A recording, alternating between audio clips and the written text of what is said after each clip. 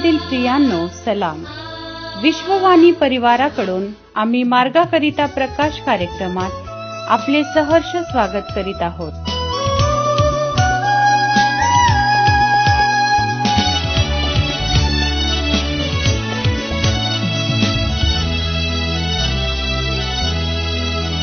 हे कोण उभे सुंदर येथे, आणि ही गर्दी मोठी येथे, सकलीषु ख्रिस्तस नाभवती. हे कोण उभे सुंदर येथे, हे कोण उभे सुंदर येथे.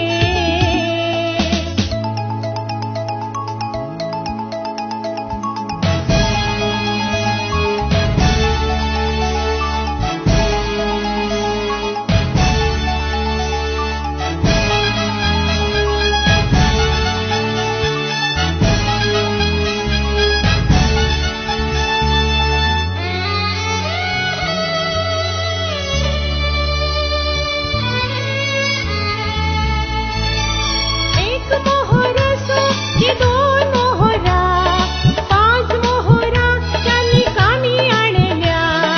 असो लहान किंवा असो मोठे, काम जे दिले ते पूर्ण केले. हे कोण उभे सुंदर येथे, आणि ही गर्दी मोठी येथे, सकलीषु ख्रिस्तस नाभवती. हे कोण उभे सुंदर येथे, हे कोण उभे सुंदर येथे.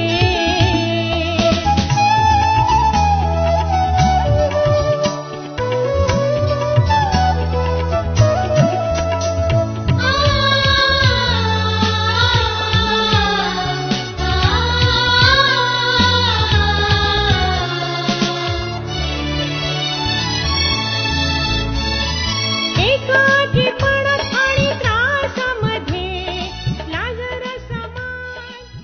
आजच्या मननाकरिता देवाचे वचन, दुसरा इतिहास अध्याय 15, 10 ते 15 ही वचने. दुसरा इतिहास अध्याय 15, 10 ते 15 ही वचने.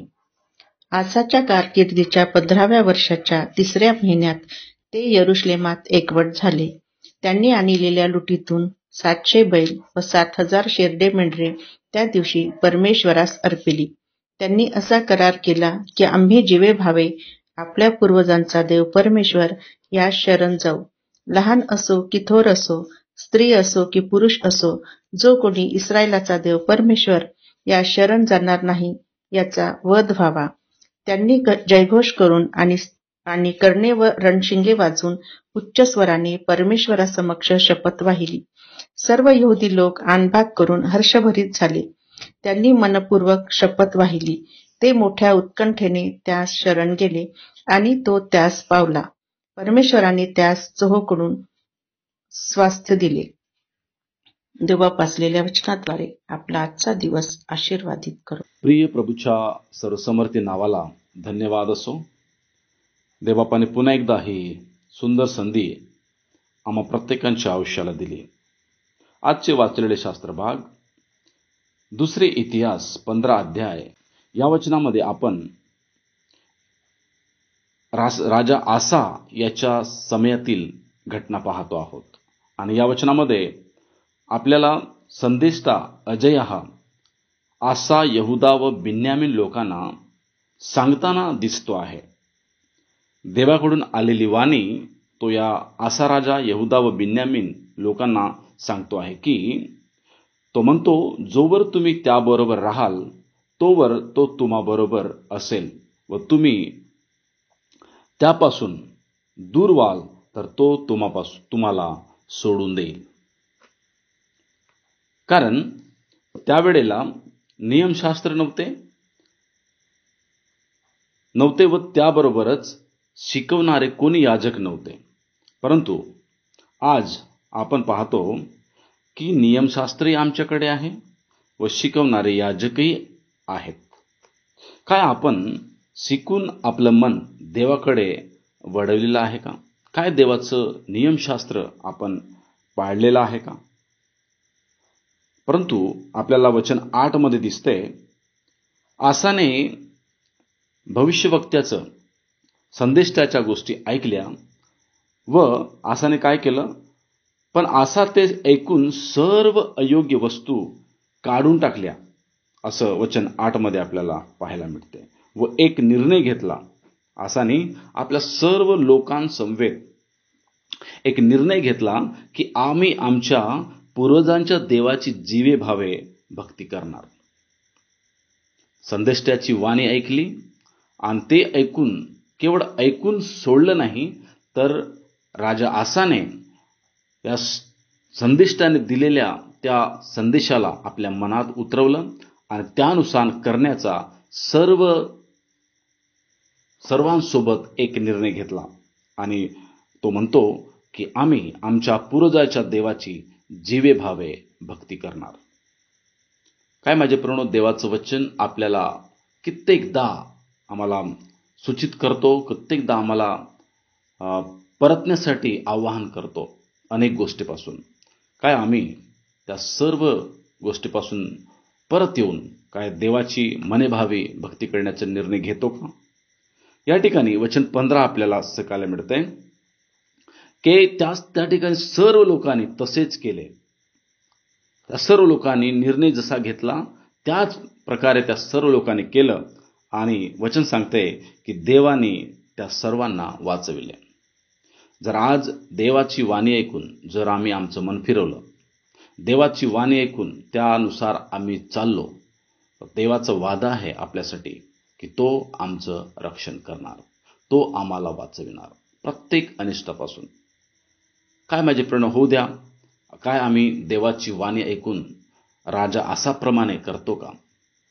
काय राजा आसाप्रमाणे की त्या ठिकाणतील लोकांप्रमाणे स्वतःच्या मनाला, स्वतःच्या विचारांना आम्ही दूर करून देवाची ऐकतो का? जर ऐकतो तर माझे प्रणव, निश्चितच देवाचं वचन सांगते तो आम्हाला वाचवेल. प्रार्थना करूया. देवा, धन्यवाद या सुंदर वचनाकरवी प्रभू आमच्याशी बोललस आणि राजा आसा यांच्या जीवनाच्या द्वारे तू आमच्याशी आम्हाला शिकवलंस, याबद्दल धन्यवाद. सर्व महिमा तुला देतो. येशू प्रभूच्या नावात प्रार्थना केली म्हणून ऐक. आमेन.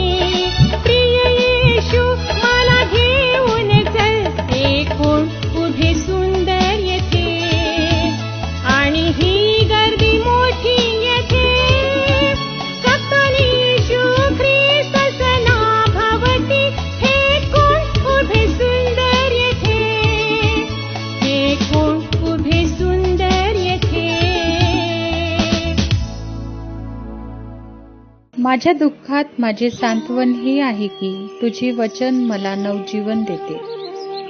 आमचा टोल फ्री नंबर 1-800-2700-333.